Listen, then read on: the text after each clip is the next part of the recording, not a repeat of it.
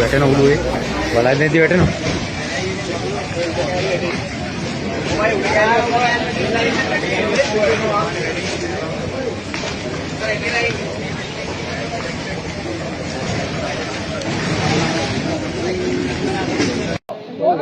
කළුගන්තර news අපි මේ වෙලාවේ රැඳිලා ඉන්නේ හොරණ බටගොඩ ප්‍රදේශයේ. හොරණ බටගොඩ ප්‍රදේශයේ මේ වන විට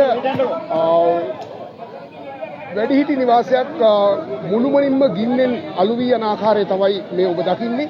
ඉතින් විශේෂයෙන්ම අඟුරුවාතොට පොලිසිය ඒ වගේම හොරණ මහනගර සභාවේ ගිනි නිවන ඒකක නැදිහත් වෙලා මේ ගින්න පාලනය කරමින් සිටිනවා. ඉතින් 70කට වැඩි පිරිසක් මේක වැඩිහිටියන් සිටි බවට තමයි ආරංචි වෙන්නේ. කොහොම නමුත් දැනට 10 දෙනෙක් පමණ සොයා ගැනීමට හැකියාවක් නැහැ.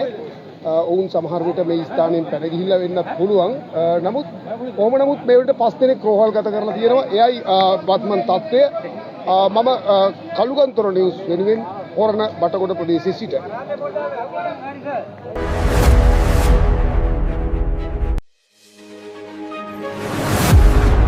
Kalmanite Today News. Follow us